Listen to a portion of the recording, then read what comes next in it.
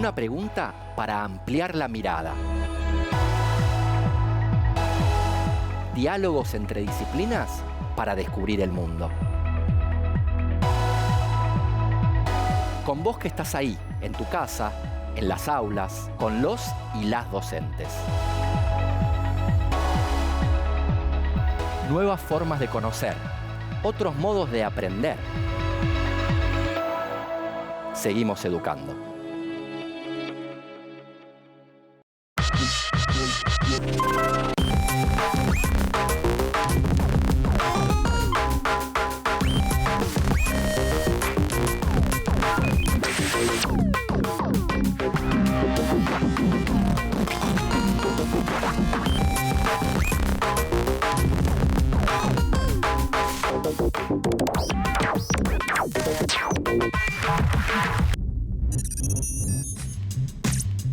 Hola, soy Andrés y hoy junto con Analía, profesora de Educación Sexual Integral, y Lautaro, profesor de Química, nos preguntamos, ¿las hormonas tienen toda la culpa?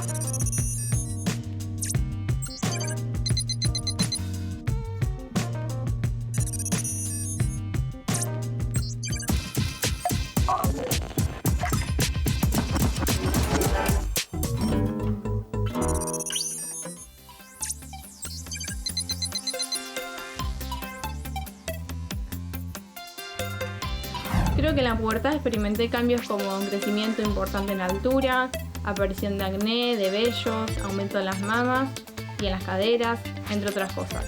Junto con la pubertad también llegó mi primer ciclo menstrual y me empezaron a salir granitos en toda la cara.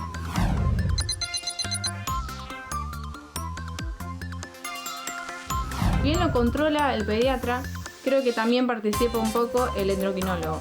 Sí, la ginecología y la dermatología.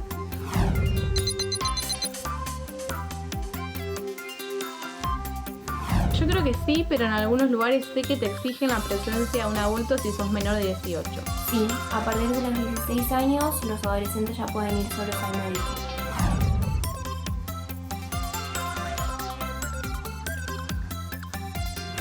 Sí, creo que es algo muy necesario, ya que así también se puede empezar a dejar atrás el tabú de hablar sobre estos temas. Me parece muy importante hablar estos temas en casa.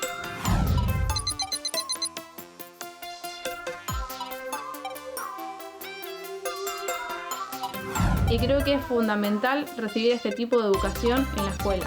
Sí, totalmente. Independientemente de si estos temas se tocan o no en las casas, el colegio debe hacer llegar estos temas a los alumnos, así ellos pueden aprender.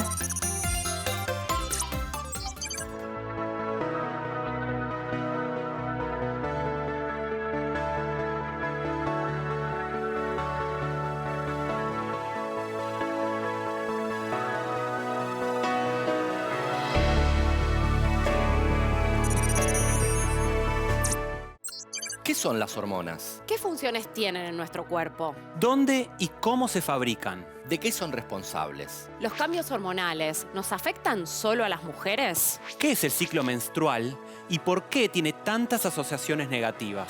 ¿A qué se llamó revolución de la píldora? ¿Qué son los anticonceptivos hormonales y cómo funcionan? ¿Tienen otros usos? ¿Nuestras hormonas tienen toda la culpa?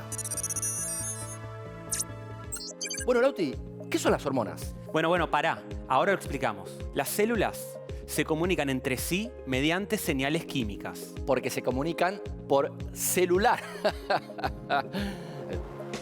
Perdón, son las hormonas. En este caso, no está mal. ¿El chiste? No, lo que decís de las hormonas. Porque son las encargadas de ser estos mensajeros químicos. Pero ya vamos a llegar. Lo que tenemos que saber por ahora es que estas señales químicas son proteínas u otras moléculas. ¿Todas las células oyen estos mensajes? No todas las células pueden oír un mensaje químico específico. Para detectar una señal, la célula debe tener el receptor adecuado para esa señal. Esto es, para ser una célula diana o blanco. ¿Cómo sería eso? Cuando una molécula señalizadora se une a su receptor, altera la forma o actividad del receptor, lo que desencadena un cambio dentro de la célula. Y estas moléculas señalizadoras se conocen como ligandos. El mensaje que lleva el ligando pasa a través de una cadena de mensajeros químicos dentro de la célula y lleva finalmente a un cambio en la misma. Esto quiere decir que la señal entre las células se convierte en una señal dentro de las células. ¿Es así? Claro, sí. Se pasa de una señal intercelular a una intracelular y que dispara una respuesta. ¿Y hay un solo tipo de señalización? No. Tenemos varios. El tipo de señalización en el que las células se comunican a corta distancia se conoce como señalización parácrina. Luego, tenemos la señalización autócrina. Es cuando una célula se manda señales a sí misma. Exacto. Y esto puede parecer algo extraño para una célula, pero la señalización autócrina juega un papel súper importante en muchos procesos. ¿Cómo cuáles? Por ejemplo, durante el desarrollo, ya que ayuda a que las células tomen y refuercen su identidad correcta. Cuando las células necesitan transmitir señales a través de largas distancias, usan el sistema circulatorio. ¿No es así? Sí, pero mediante una combinación con la señalización endocrina. En este caso, las señales son producidas por células especializadas y liberadas en el torrente sanguíneo, que las lleva hasta sus células blanco en partes distantes del cuerpo. ¿Y sabes cómo se llaman estas señales? ¿Las hormonas? Así es. Son señales que se producen en una parte del cuerpo y viajan por medio de la circulación hasta alcanzar objetivos lejanos. Cada glándula endocrina libera uno o más tipos de hormonas. Me gusta lo de los objetivos lejanos. Un poco de poesía nunca viene mal. Como mis chistes. ¿Qué es el sistema endocrino? Es el sistema del cuerpo formado por glándulas que fabrican hormonas, o sea, los mensajeros. Estamos hablando de las hormonas. Son mensajeros pero químicos. ¿Qué transportan? O mejor dicho, ¿cómo funciona el sistema endocrino? Las glándulas endocrinas liberan hormonas en el torrente sanguíneo. Esto permite que las hormonas lleguen a células de otras partes del cuerpo. El sistema endocrino influye en casi todas las células, órganos y funciones del cuerpo. Bocha, ¿no? Así, las hormonas ayudan a controlar el estado de ánimo, el crecimiento y el desarrollo, la forma en que funcionan los órganos, el metabolismo y la reproducción. El sistema endocrino regula qué cantidad se libera de cada una de las hormonas. Esto depende de la concentración de las hormonas que ya haya en la sangre. Hay muchas cosas que afectan a las concentraciones hormonales, como el estrés, las infecciones y los cambios en el equilibrio de líquidos y minerales que hay en la sangre. ¿Cuáles son las partes del sistema endocrino? Hay muchas partes del cuerpo que fabrican hormonas, pero existen glándulas principales del sistema endocrino. ¿Y qué hace cada una de estas glándulas? Bueno, vayamos por partes. El hipotálamo está en la parte central inferior del cerebro. Une el sistema endocrino con el sistema nervioso. Las células nerviosas del hipotálamo fabrican sustancias químicas que controlan la liberación de hormonas por parte de la hipófisis. O sea, el hipotálamo recoge la información que recibe del cerebro y la envía a la hipófisis. La hipófisis es una glándula que se encuentra en la base del cráneo y no es más grande que una arveja. A pesar de su tamaño tan chiquito, la hipófisis se suele llamar la glándula maestra. Las hormonas que fabrica la hipófisis controlan muchas otras glándulas endocrinas. Entre las hormonas que fabrica están las siguientes. La hormona de crecimiento, que estimula el crecimiento de los huesos y de otros tejidos del cuerpo. La prolactina, que activa la fabricación de leche en las personas que están amamantando a sus bebés. La tirotrofina, que estimula la glándula tiroidea para que fabrique hormonas tiroideas. La corticotrofina, que estimula la glándula suprarrenal. La hormona antidiurética, que ayuda a controlar el equilibrio del agua del cuerpo a través de su efecto en los riñones. La oxitocina, que desencadena las contracciones del útero durante el parto, así como en la eyección de la leche materna. La hipófisis también segrega endorfinas, unas sustancias químicas que actúan sobre el sistema nervioso y que reducen la sensibilidad al dolor. La hipófisis también segrega hormonas que indican a los órganos genitales que fabrican hormonas sexuales. Controla también la ovulación y el ciclo menstrual.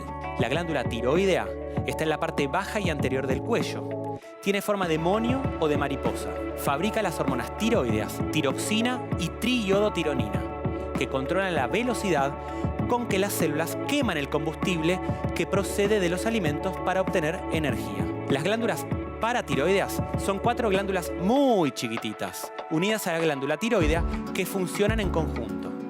Segregan hormonas que regulan la concentración de calcio en la sangre. También tenemos 2 glándulas de forma triangular que se encuentran encima de cada riñón y son las glándulas suprarrenales. Se dividen en 2 partes y cada una tiene distintas funciones. La glándula pineal está ubicada en el centro del cerebro. Segrega melatonina, que es una hormona que puede influir en que tengas sueño por la noche y te despiertes por la mañana. El páncreas fabrica y segrega insulina y glucagón, unas hormonas que controlan la concentración de glucosa o azúcar en sangre. La insulina ayuda a mantener al cuerpo con reservas de energía, que el cuerpo almacena para hacer actividades y ejercicio físico. Sí, ya sé, faltan las glándulas sexuales, pero para este tema tenemos un capítulo aparte. ¿Qué son las glándulas sexuales? Las glándulas sexuales o gónadas son las principales fuentes de las hormonas sexuales. Las gónadas, tradicionalmente llamadas masculinas o testículos, están dentro del escroto y fabrican hormonas llamadas andrógenos. La más importante de los andrógenos es la testosterona, ¿no? Sí, y son las hormonas que indican cambios corporales asociados a la pubertad. Por ejemplo, el famoso estirón del cuerpo, el agravamiento de la voz, el crecimiento del vello púbico. Y los pelitos en otras partes del cuerpo, como el rostro, axilas y pecho. Y el agrandamiento del pene. Además, la testosterona, que trabaja junto con hormonas fabricadas por la hipófisis, también indica al cuerpo cuándo llega el momento de fabricar espermatozoides en los testículos. ¿Y en las mujeres? Las gónadas tradicionalmente llamadas femeninas se encuentran dentro de la pelvis. Que son los ovarios. Exacto. Esos órganos fabrican los óvulos que segregan hormonas como el estrógeno y la progesterona. Que tienen su efecto mayor durante la pubertad, ¿no es así? Claro. Es cuando crecen los pechos, las caderas, los muslos y también hay un crecimiento de altura. Tanto el estrógeno como la progesterona participan en la regulación del ciclo menstrual y cumplen un papel muy importante si se produce un embarazo.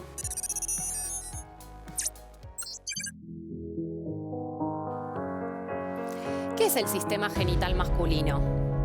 Es el sistema que incluye a los testículos, los conductos deferentes y el epidídimo, las glándulas accesorias que incluyen las vesículas seminales y la próstata y el pene.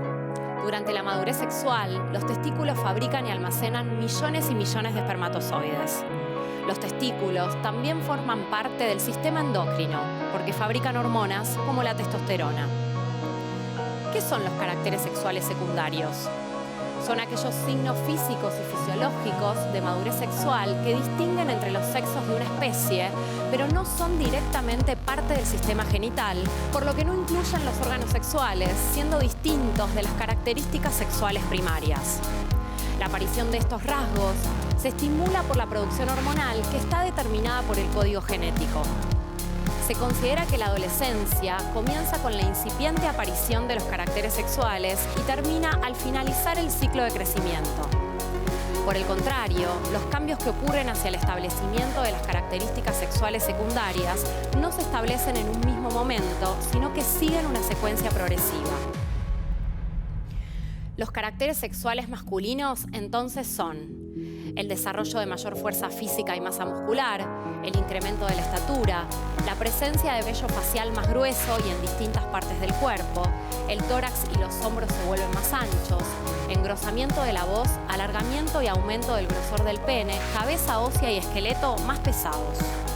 ¿Y qué es el sistema genital conocido tradicionalmente como femenino? Está formado por genitales externos e internos. Dentro de los externos tenemos a la vulva, formada por el monte del pubis, los labios externos e internos, el glande del clítoris, los orificios de la uretra, la vagina y las glándulas parauretrales y vestibulares. Su aspecto difiere en cada persona. Por otro lado, los órganos genitales internos son la vagina, el útero, las trompas uterinas y los ovarios. La vagina es un tubo muscular hueco que se extiende desde la abertura vaginal hasta el útero. Como posee paredes musculares, la vagina se puede expandir y contraer. El útero es un órgano en forma de pera invertida que está en la parte media de la cavidad pelviana, detrás de la vejiga. Sus dimensiones varían acorde a la edad y durante el proceso de gestación. Tiene 3 orificios, 2 en la parte superior, cada uno de los cuales se comunican con las trompas uterinas, y otro orificio en la parte inferior que lo comunica con la vagina. Sus paredes están formadas por varias capas musculares y sus paredes internas tienen una mucosa llamada endometrio, el cual es responsable de la menstruación y anidar el embrión en caso de embarazo. Las trompas uterinas son 2 tubos musculares que conectan a los ovarios con el útero. Los ovarios son 2 órganos glandulares que están en la parte baja del abdomen. Tienen el tamaño aproximado de una nuez y son de forma ovoide. Su función es la producción de hormonas y la maduración de los óvulos. ¿Y cómo funciona el sistema genital femenino? Desde el nacimiento, los ovarios contienen cientos de miles de óvulos inmaduros, que permanecen inactivos hasta que comienza la pubertad.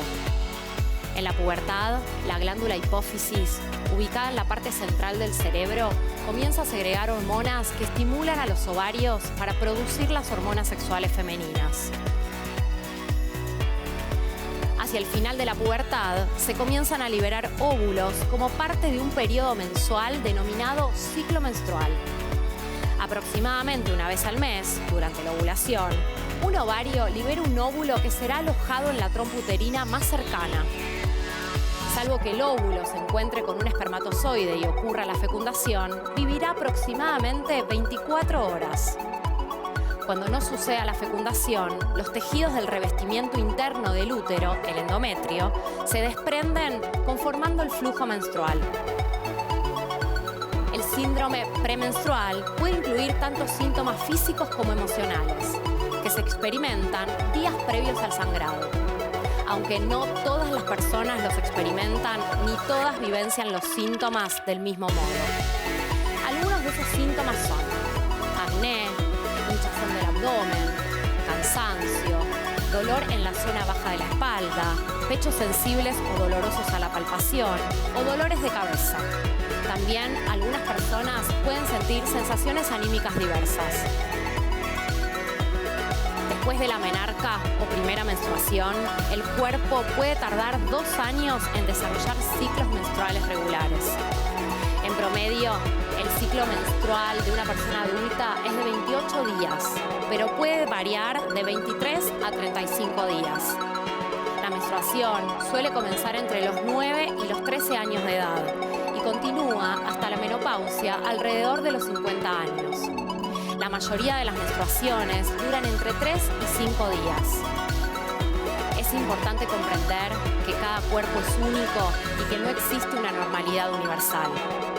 Siempre que tengas dudas, inquietudes, molestias o sensaciones diferentes, es muy importante poder consultarlo con especialistas de la salud.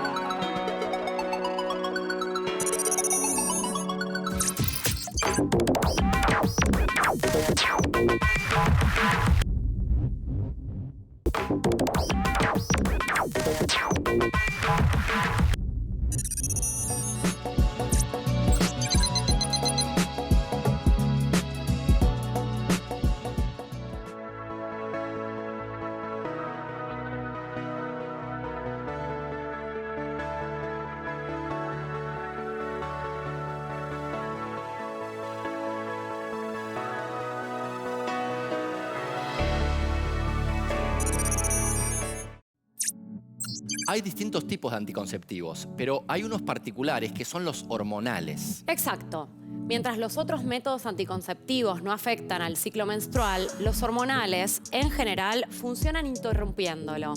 Por ejemplo, los anticonceptivos hormonales orales, los ACO, las pastillas, imitan a las hormonas ováricas. Una vez que se toman, las pastillas inhiben la liberación de las hormonas responsables de la estimulación ovárica y la consecuente ovulación. También, estas pastillas actúan espesando el moco cervical, haciéndolo impermeable a los espermatozoides. Es importante saber que la discontinuidad temporal del uso de estos anticonceptivos, o sea, que no los tomes durante la última semana o tomes los comprimidos placebo, provoca que la pared uterina sangre, dando lugar a una hemorragia por deprivación. Los anticonceptivos orales tienen un alto grado de efectividad anticonceptiva si se usan sistemática y correctamente, pero no previenen las infecciones de transmisión sexual o ITS.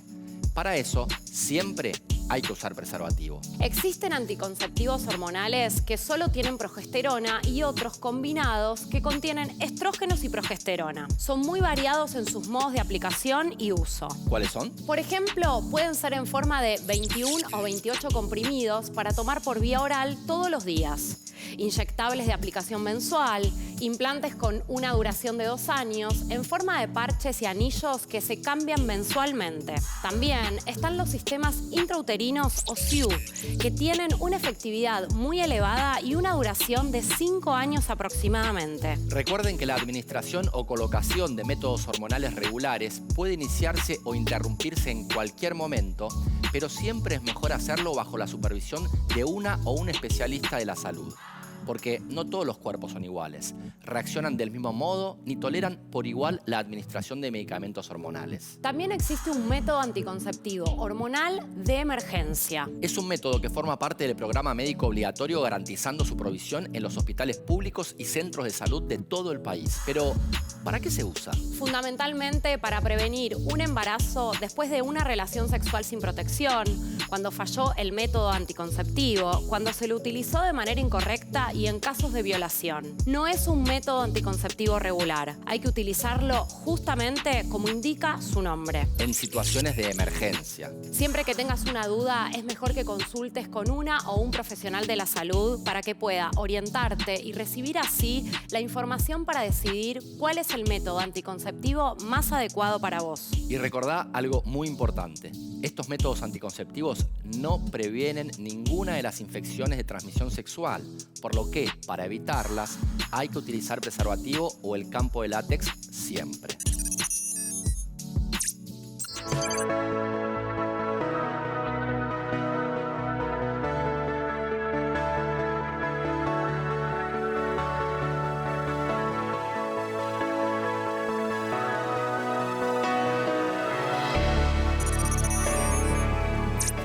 ¿Mejor no hablar de ciertas cosas? No.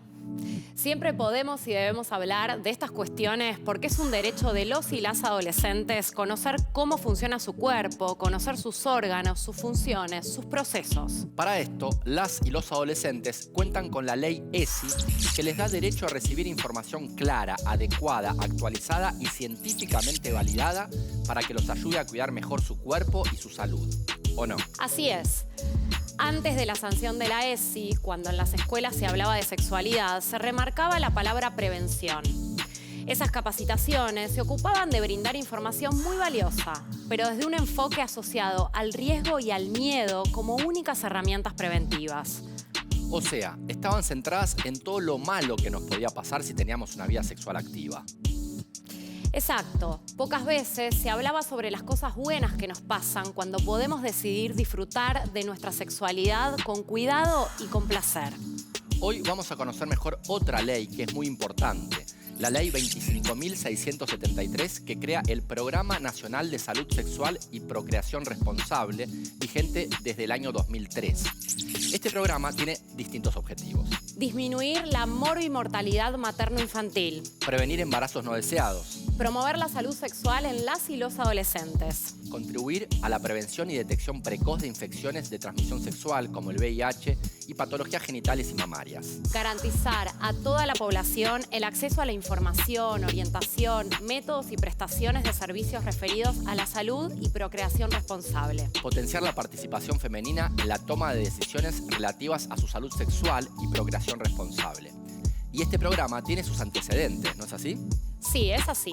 En 1985, el Estado argentino reconoció los derechos reproductivos y derechos sexuales como derechos humanos. A partir de este hecho, e impulsado por el movimiento de mujeres, se aprobaron las leyes de salud sexual y reproductiva en 13 jurisdicciones provinciales. La Ley de Salud Sexual y Procreación Responsable garantiza los derechos sexuales y los derechos reproductivos de toda la población y con ella se busca disminuir las desigualdades desde una perspectiva de derechos y de género. Los derechos sexuales y los derechos reproductivos son parte de los derechos humanos básicos. Son derechos tan importantes como el derecho a la vida, a la salud y a la libertad, con los que están directamente relacionados. Podemos especificar cada uno. Los derechos sexuales se refieren a poder decidir cuándo, cómo y con quién tener relaciones sexuales, a vivir la sexualidad sin presiones ni violencia, a que se respete la orientación sexual y la identidad de género sin discriminación, a acceder a información sobre cómo cuidarse y disfrutar del cuerpo y de la intimidad con otras personas. ¿Y los derechos reproductivos? Todas las personas tenemos derecho a decidir en forma autónoma y sin discriminación si tener o no tener hijas e hijos, con quién, cuántos y cada cuánto tiempo. También son derechos recibir información sobre los diferentes métodos anticonceptivos y el acceso gratuito al método elegido. A disfrutar de una vida sexual elegida libremente, sin violencia, riesgos ni discriminación. Si sabemos más, nos cuidamos mejor. Y si sabemos cuidarnos, podemos elegir mejor y disfrutar más. ¿Qué es la toma de la pastilla? No, esa es la Bastilla. Estoy hablando de la pastilla, que por cierto, también fue una revolución. La píldora anticonceptiva trajo profundos cambios sociales. En primer lugar, funcionaba con un alto porcentaje de efectividad, que es más de lo que se puede decir de muchas de las otras alternativas de la época. Por siglos, las parejas heterosexuales habían probado toda clase de trucos para evitar un embarazo. Desde excremento de cocodrilo en el antiguo Egipto hasta aceite de cedro, recomendado por Aristóteles, y el método de Casanova, usar medio limón como capuchón cervical. Incluso la alternativa moderna de la época, los preservativos, tenían sus bemoles. No se los usaba apropiadamente, por lo que se rompían. Pocas innovaciones médicas tuvieron un impacto más masivo y social que la píldora anticonceptiva. De hecho, este acontecimiento se relaciona con el surgimiento de la llamada revolución sexual de los años 60. En Estados Unidos, solo 5 años después de su lanzamiento, unas 6,5 millones de estadounidenses la usaban. Otra de las ventajas fue que el control reproductivo ahora podía estar en manos de las mujeres. Eso fue fundamental para avanzar en la dirección de una mayor separación entre la sexualidad y la reproducción. La píldora dio a las mujeres el control, ya que usar preservativos implicaba negociar con su pareja. Y el diafragma y la esponja, otros métodos anticonceptivos muy usados en ese momento, eran más engorrosos de usar. En 1965, 5 años después de su lanzamiento, casi la mitad de las mujeres casadas que usaban métodos anticonceptivos tomaban la píldora.